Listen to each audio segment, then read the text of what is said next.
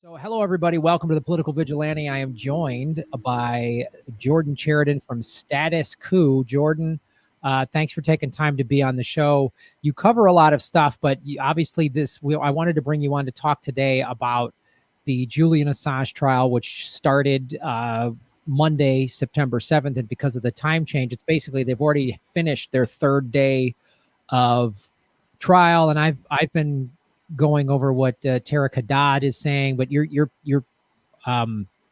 following this very closely. What have you seen thus far in this, I'm sure, very fair trial that is showing American democracy at work and the court system? It's so wonderful. So what have you seen thus far as you've been following this? I mean, it's not a trial; it's a joke. If you really follow in the weeds, the UK judge essentially seems more like a tool of the United States. The prosecution on the first day of the trial on Monday just brought new charges willy-nilly. And Julian Assange's attorney and obviously Assange were pretty taken aback and surprised. They threw additional charges onto the 2010 Chelsea Manning charges. So the Julian Assange's lawyer, who, by the way, has not been able to see his client in 6 months, obviously with coronavirus, that makes sense, but they have not allowed any provisions for Assange's legal team to see him. And when the lawyer also pointed out, it's been hard to actually communicate with my client, meaning Assange, because his jail phone, it's very bad reception. The judge basically said, too bad. But basically, the Julian Assange's attorneys on Monday asked for an adjournment because it's kind of hard to defend your client if you're just finding out about new charges like 5 minutes before the hearing. And the judge denied that adjournment. The adjournment would have delayed the extradition hearing till January. So the judge denied that. And if you've been following the extradition hearings and just this back and forth, basically, the judge has sided 100% with the prosecution, which is not surprising. So basically, following the last 3 days, it seems that the judge has been basically ruling in favor of the prosecution in most cases. And you could tell the judge has a pretty clear bias against Julian Assange. But again, I think most objective people watching this know that this is kind of a rubber stamping by the UK for the United States. I mean, yeah, I think this is what has been this whole exercise is just look how America exerts its power. I mean, even going back to when he was in the Ecuadorian embassy and they were giving him safe haven, and then the IMF says it's going to withhold its whatever it was $500 million, and then all of a sudden Ecuador is like, nah, we need Julian out. I mean, like, it's just been, at time and time again, the hearings back in February, they were doing this. And it's such a scam. It's such a sham trial. I'm like, why are they even going through this process? I guess it's just to show all of the majority of the people in these countries like the US and the UK, all the Five Eyes countries, basically, who aren't paying as close attention as we are. So they'll just sort of hear, oh, they found Assange guilty. Like, yep, he's a traitor or whatever. It's so like this constant, they need to make an example of him, I guess, is what they're trying to do. But it's just, it's insane to watch. I mean, it's just like, you feel like you're going crazy watching this. Well, I think to me, none of it is surprising, but to me, the most infuriating part is less the trial, which I expected to be theater, but essentially a complete media blackout here in America. I mean, I don't expect CNN, MSNBC, the New York Times, any of these places to go at length on this, but at the very least, when he was ripped out of the Ecuadorian embassy and later when these charges were brought, you saw some even corporate sleazebag journalists say this is dangerous for a free press. But they're all silent now. And it's really alarming. I mean, obviously, they're following the horse race. One senile man against another. We know what came out today about Trump, basically knowing all along that coronavirus was deadly while, hiding it from the public. But, there's CNN, New York Times, they got way more resources than you and I. They could walk and chew gum at the same time. And there's a collective silence. I mean, it was really striking to me on Monday. On Labor Day, I was at a rally in Washington Square Park. And I didn't expect that many people. It was Labor Day. But the cognitive dissonance of what's going on. It was basically like 10 older hippies out there marching and screaming for Julian Assange. And the rest of society is just chilling. There was no other media there. This is for a New York City group for Assange. And it's disgraceful. I mean, whatever you think, if you want to buy this nonsense that he aided Russia in 2016, put that aside for a second. Literally, what he did in 2010 with Chelsea Manning is exactly what the Times, the Washington Post, every major outlet does every day. And I think something being lost in this, that people, if you don't know, I'm about to tell you, Chelsea Manning initially tried to leak this to the New York Times, initially tried to leak this to the Washington Post, initially tried to leak this to Politico, and they either didn't call her back or passed. They literally passed on video footage of U.S. soldiers shooting down and killing children and then basically, laughing about it. This is the corporate media. I've had serious stories passed on by major outlets from Flint to other things, but I never had video of war crimes, and they passed on it. So not only is Julian Assange being persecuted for the temerity to expose war crimes, but the outlets that do the same exact thing are basically acting like it's not happening, and they are complicit in my view.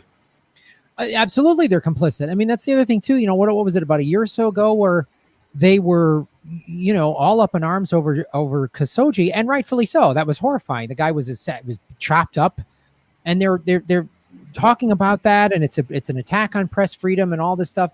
But then they don't talk about Julian. They don't talk about Chelsea Manning. They don't even talk about Edward Snowden. They don't even know who Serena Shim is. And it's just like I'm so. Like you say, I was at a Julian Assange rally about a year ago in San Francisco, and I thought, oh, San Francisco, man, this is gonna be, there's gonna be thousands of people in the streets, and there was 80, 90 people, maybe 100, and some people were just looking at us like we were crazy, like why are you defending? Some guy stopped in the streets, like, what are you guys doing? And he was like, you guys are, he's a Russianist, and I literally was like, as we were marching, I was like, you're repeating State Department talking points. Like, I especially now with all the, there's all this protest and going in the streets since George Floyd, which I think is good and it's positive, and there's a lot of crazy stuff happening there. But it seems like more people are waking up and getting involved. But this issue, this guy, WikiLeaks, they're just like, nah. Like, I don't know why it's so. Like, why you say why is this cognitive dissonance? Like, all the protests that have happened in Manhattan, in New York City in the last 3-4 months, just massive protests. But the day this guy's trial starts, it's like, I guess it just shows you how effective the propaganda machine is to, when he called out the Bush administration, everybody loved WikiLeaks. When he calls out the Obama administration, wait a minute. When he calls out the Clintons, well, he's Russian. Right. And it's just insane. So I don't know. As we're only finishing day 3 of the trial, how do you see this playing out? Well, I also think there's something else that happened this week that to me is very correlated. Trump accidentally told the truth, and the corporate media was aghast that Trump had the audacity to say that we're basically in these wars to grease Raytheon, Boeing, Northrop Grumman's stock prices. And of course, Trump has kept Afghanistan going. He's still bombing 9 countries. So he's down with the military industrial complex. So obviously it's just smoke coming out of him, smoke out of his ass. He doesn't care about the military industrial complex, but he's telling the truth. You saw the same corporate journalists that are completely silent on Julian Assange aghast that Trump, I saw tweets from like CNN reporters, the president of the United States just accused the generals of pushing and staying in wars for profit. You mean the generals that you have as CNN contributors on contract? Because all of these corporate outlets, it's there, you know, when there's a terror attack or whatever, it's just a laundry list of former generals as contributors. They never disclose that these generals, a lot of them have stock or on the board of directors of private security or weapons manufacturers. So to me, I think what this shows, CNN, New York Times, Washington Post, they'll have some quote unquote investigative reporters, and they'll go up to a line. They'll go up to a line only so far. You know, they'll break a story on, you know, the Washington Post, for example, did a really good story. I don't know earlier this year, maybe, because they put in a Freedom of Information request, and they got a bunch of documents that showed we've basically been in Afghanistan for 20 years for no reason, right? And it was actually credit to them. They did a good job. It showed we basically were spending $3 million like a day, and the generals had basically their marching orders were just spend the money. It doesn't matter what for. But so that was investigative, and they revealed something, but they didn't reveal war crimes. You know, they didn't reveal the atrocities that we're doing. And they don't, because if they do that, well, their sources dry up for the rest of eternity, because their sources is the United States military-industrial complex. And that's the difference between somebody like Julian Assange and New York Times reporters. By the way, New York Times, Washington Post, they partnered with WikiLeaks in the past, but you said it. That was to expose crimes of the Bush administration. Since Julian Assange now is persona non grata because he supposedly is a Russian, you know, asset, now they're all quiet. It just shows there is no moral consistency. There's certainly no media consistency. And you want to know something? We could point to Trump, but there's something called precedence. And if Julian Assange goes to prison for the rest of his life based on this, what makes you think that a President Biden, maybe he's not as overtly fascist, you don't think President Biden would go after a WikiLeaks-esque type group or a, you know, independent journalist? What if I reveal something damning of the United States without the protection of CNN lawyers? You don't think they'd go after them with the precedents now of Julian Assange? I got a bridge to sell you if that's what you think. Yeah, that's the thing that's so this ridiculous two-party, you know, my team versus your team mentality that is so like it is a virus that is just throughout Americans.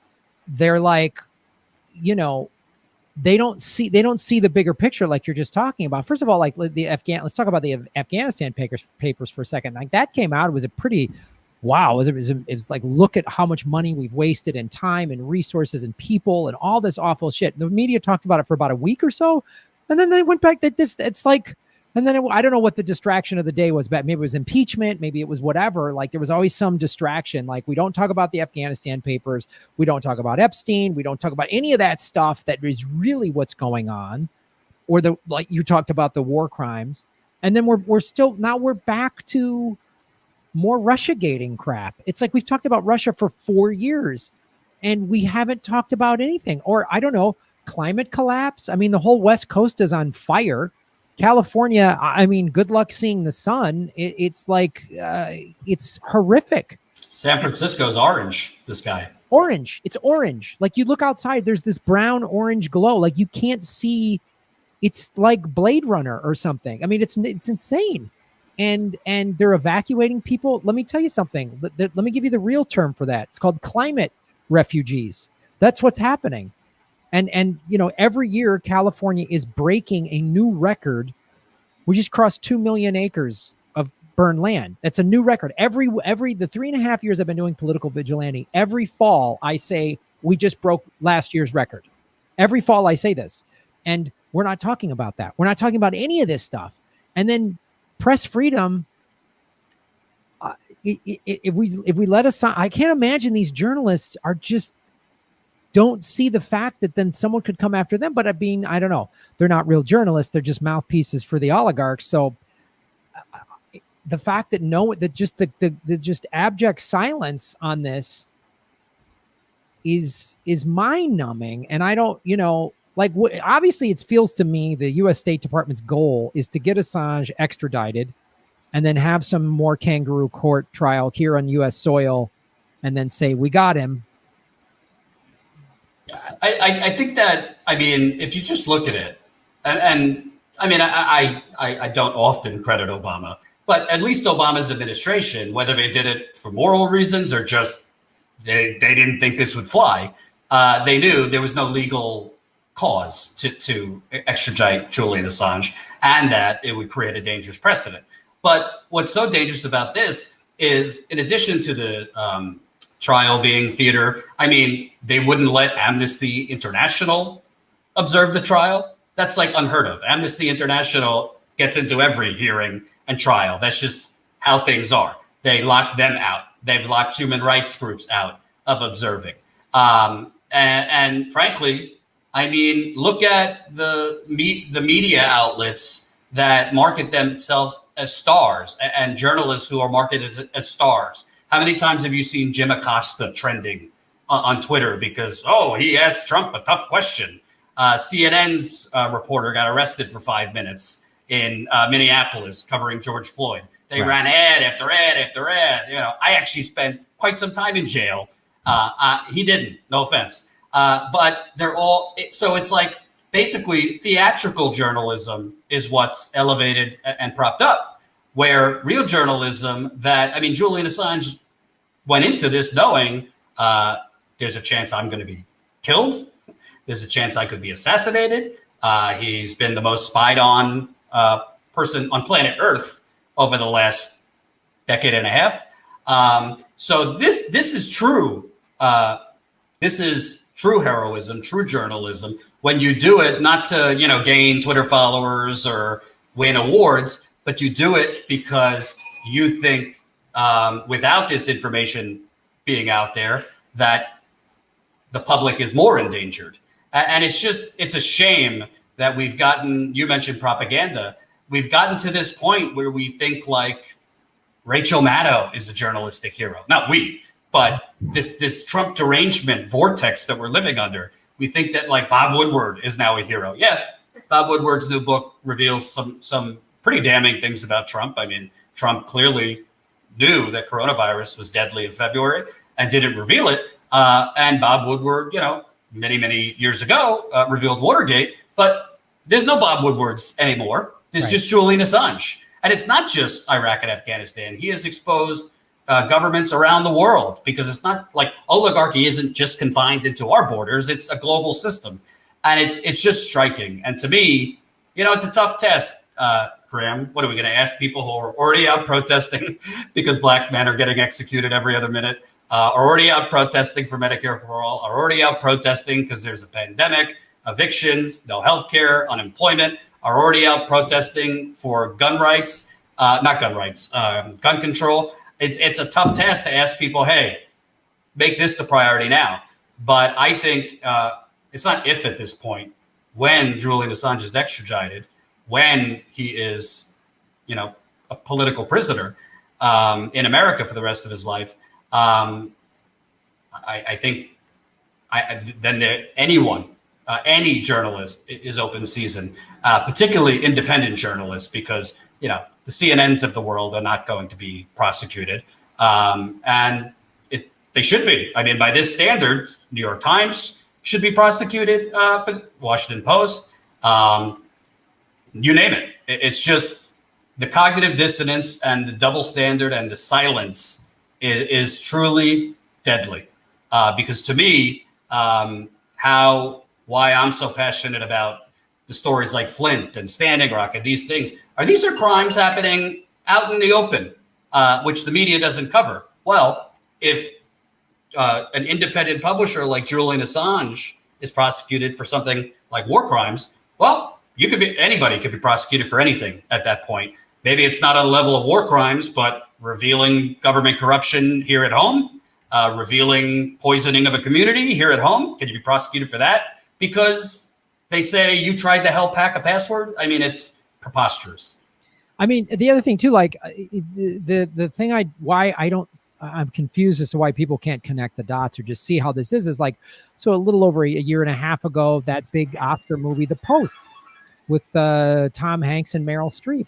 And I just watched that movie again, and I'm like, so what Ben Bradley did, what he did with the Pentagon Papers is exactly what WikiLeaks did. He's a publisher. So if this is going to happen, then, then our current, fascist, whatever you want to call it, intelligence state that is not a representative democracy, then Ben Bradley should have gone to jail. Like, if you're okay with Julian Assange going to jail, then you should be okay with Ben Bradley going to jail, because they basically did the same thing. They just published documents, and they made the same claim. Oh, it's national security and this, that, and the other thing, and it's just ridiculous. And they're like, even if, and I also use this example too, like, but it's how he got the documents. He told Chelsea to hack, which is bullshit. But I'm like, I look at like also the movie Spotlight, which is again another true story about, they uncovered the Catholic Church in Boston covering up and protecting pedophile priests. And I'm like, if those journalists broke into the Archdiocese of Boston and stole documents, I'm okay with it, because they just helped save kids' lives from these vicious priests. And so like nobody sees the connection of this. And I'm just, I don't know. And again, the left, the fake resistance and vote any blue will do people are all LGBTQ, but Chelsea Manning, a transgender veteran who was in jail by Obama for 7 years. Obama put her in jail and had her tortured. They don't seem to have, they just don't have time for that issue. And plus the other thing too, and I see your point about people are actually protesting all these very real issues, Black Lives Matter, Medicare. These are all very real, serious issues. But I wish they would see that press freedom and what they're doing to Julian is tied into all of that. Because as you said, when they try to call him a Russian asset, I'm like, there's over 900 stories of him showing corruption within Putin's government that are on WikiLeaks. Like, he has all these stories about Trump's corruption. He just says anyone in power is corrupt, and he leaks the information, and they've had to redact 0 stories. So I just, it's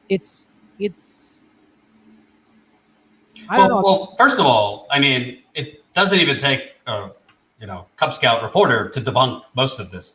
I mean, this is separate from Chelsea Manning, but there's no evidence Julian Assange got his information from Russia, just like there's no evidence that Russia even hacked the DNC. I know that's, preposterous and a sin to say, but the third-party private security company, CrowdStrike, literally the CEO went in front of Congress and said, we don't have conclusive evidence that the data was exfiltrated, meaning this is all kind of theory. We think Russia hacked it, but we don't know. And even if, by the way, even if Russia hacked the DNC emails, and in many cases it's from a cutaway, so Russia, gave it to somebody else, it ended up with WikiLeaks, because it's not always, like I could tell you as a journalist, it's not always a straight line, where sometimes you have an intermediary that is your source that got it from somewhere else. You don't even know who the original source is. But even if it was true, I mean, who cares? Julian Assange, WikiLeaks' job is not to publish things or not publish things based on whether it will damage the United States or United States political candidates. You could argue, well, he didn't like Hillary Clinton, he wanted to damage her. Okay, but the information was true. Hillary Clinton's campaign tried to push that it was doctored or falsified or whatever. They have 100% authenticity record. So it's just, honestly, this is deeper. It goes way back to the 1940s and 50s, where to cover up the growing military industrial complex and numb the public, they just created the Red Scare. And this has been a continuation of that. And by the way, I'm keeping a folder here, Graham, because there's already Russiagate stories going out, paving, setting the road if Joe Biden loses, to blame it on Russia again and have another 4 years of deflection, distraction, and propaganda. Kamala Harris just did an interview saying Russia's already up to their old tricks, and they're interfering and things like this. So I mean, it goes without saying. For me as a journalist, like right now, I'm working on something. I have information that I'm not supposed to have about a story. I didn't personally retrieve that information. It was leaked to me. But by this standard, I could be prosecuted. What about the New York Times? Last year, they somehow got their hands on part of Donald Trump's 2010 tax return, I believe. But whoever leaked it to them, that's illegal. The tax returns are confidential. So whoever leaked it to the New York Times, it was committing a crime. Now, did the New York Times, are we going to say, well, the New York Times urged them to leak it?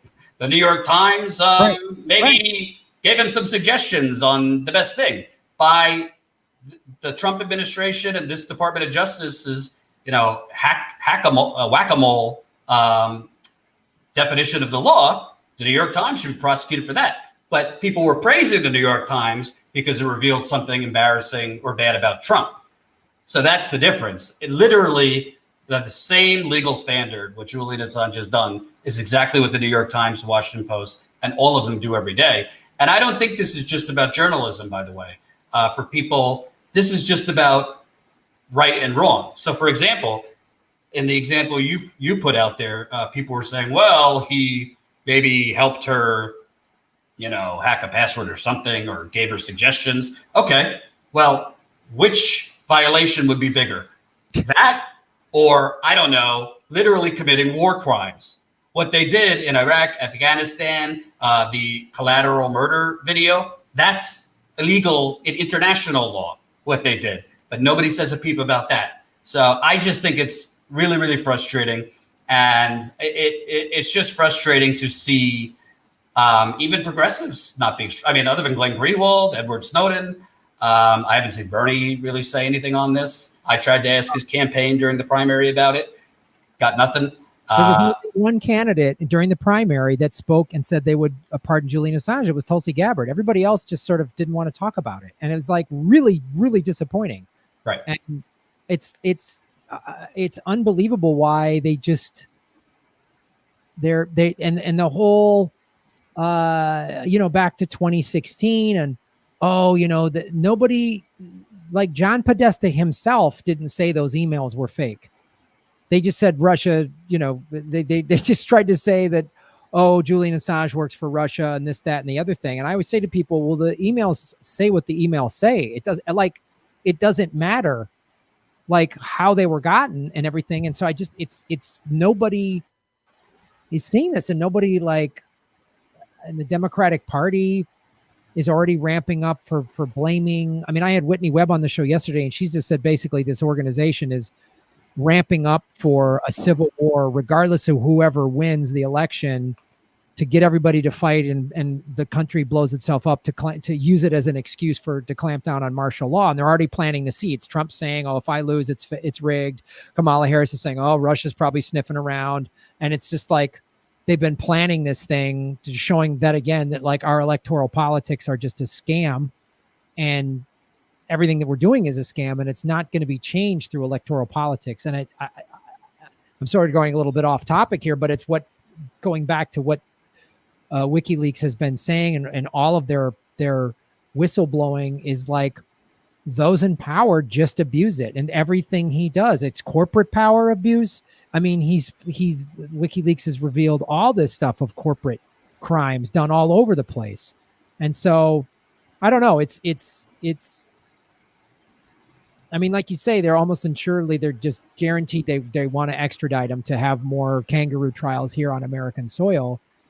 And then what? Like, I don't know. We'll wrap this interview up here, but like, what do you, I don't know.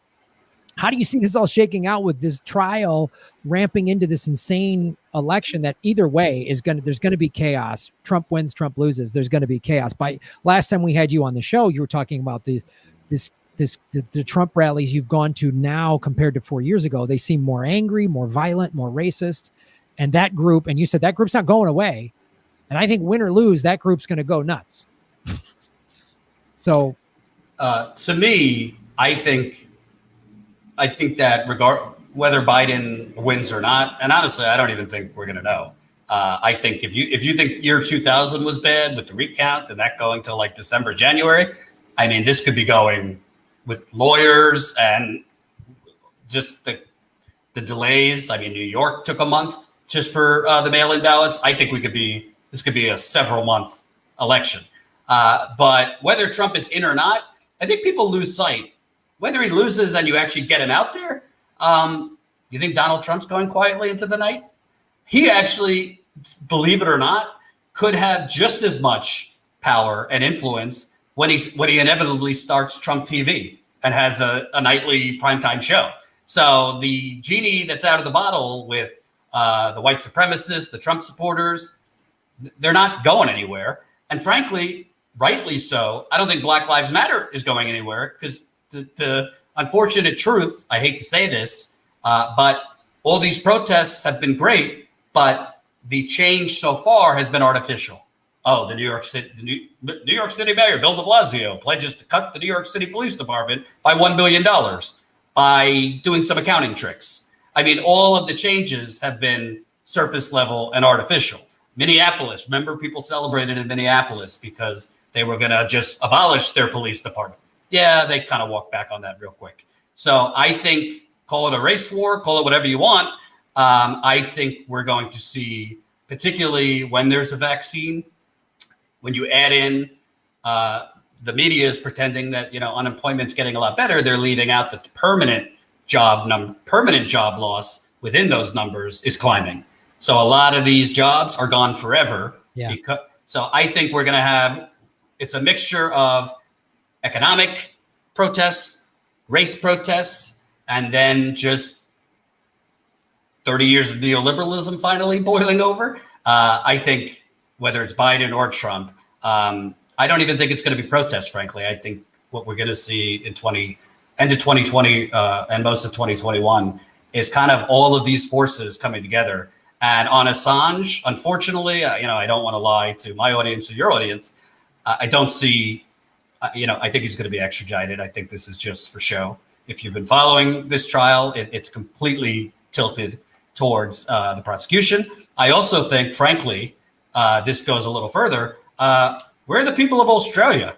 He's an Australian citizen. Oh. Why? I've kind of looked. I don't even see Australia media or anyone talking about this much. Like the United States is literally prosecuting an Australian citizen and trying to extradite him to the United States. And the government of Australia, which is less corrupt than our country, crickets. And this is all because the United States, whether it's the UK, Australia, people, other countries don't want to ire on the, bad side of the United States. So I think that, unfortunately, I think judging by the rally I covered and the total lack of public pressure in the United States, I think this is unfortunately crickets. And to tell you the truth, I would not put it past Trump to pardon Edward Snowden last minute. And I also wouldn't put it past Trump in the last minute against his own Department of Justice to pardon Julian Assange for the mere attempt to get some young people and young progressives that are disenchanted with both of them and say, hey, maybe I could pick off some of those voters for, again, Trump's only ideology is Trump. He doesn't care if Snowden is pardoned or not. And I don't really think he cares if Julian Assange is. Short of that, I think Assange is going to be extradited. And I think it's shameful. And I think it says more about the fact that we don't actually have a journalism system in this country. We have theater public relations and theater masquerading as journalists. Where is Mr. Reliable Sources? Brian Stelter at CNN. This is a grave attack on the press. Even if you thought Assange helped the Russians, whatever, that's irrelevant to Chelsea Manning decided it was worth going to jail to release this information. She released it to a publisher. That publisher published it. Frankly, journalistically, the New York Times, Washington Post should be answering for why they turned that information down. So, it is, as somebody who goes out there and has broken stories and dealt with private criminal documents and private government documents, it's really not just upsetting, but just scary that this is the new normal. Yeah, it is. And there's like, again, like back to the Australian government not doing anything. There's an organization over there, People for Assange, and I've met them, and they're really trying to bang the drum to their own people in Australia, but it's just more it's by design. The Australian government, I mean, look, Australia is part of the Five Eyes, so they're not covering it. The U.S. media is not covering it. The U.K. media is not covering it. The Canadian media is not. They're just not covering it. That's just how they're doing it. They've tried the smear tactics, and now they're just going to just not cover it like it's nothing. And yeah, it is alarming. But I will say this: in this crazy 2020 year, I don't like Trump at all. I don't want him to continue to be president, but I wouldn't put it past him either, just because, as you say, it's all about his ego. He would pardon Assange and Edward Snowden if he felt like, you know what, I'm going to just do this, and anything's possible. And that's a crazy thing. It would be, if he did that, it would be crazy, because then we would see all the neoliberal in the media say, oh, here's more evidence that Trump is on board with Russia, rather than going, oh, this journalist, this publisher shouldn't have been indicted anyway. I don't know. This is the craziest thing that this year, and there's all bets off on 2020. I said it a year ago. I said anything is possible going into this 2020 election, and that was even before coronavirus hit. So I don't know. I don't know what's like. If fucking spaceships landed, I wouldn't be shocked at this point. So, well, Jordan, thanks for your time, man, and thanks for the work and everything you're doing. Where can people follow you and Status Coup? Yeah, YouTube. We're on YouTube, which unfortunately hides us in a cave, just like they probably hide you most of the time. So youtube.com/status coup, COUP. And yeah, definitely check us out on YouTube, statuscoup.com. We are, even during a pandemic, we've been out there in the field covering protests, interviewing people who have lost their jobs, facing evictions, doing the hard work that CNN chooses not to. So definitely check us out, youtube.com/status coup. All right. And follow them online, everybody, on Twitter and all that, because they post clips from their videos on Twitter a lot. I retweet them a lot. So check that out. Jordan, thank you so much for taking time out to be on the show. Thanks, Graham. Take care. All right, man. We'll see you soon.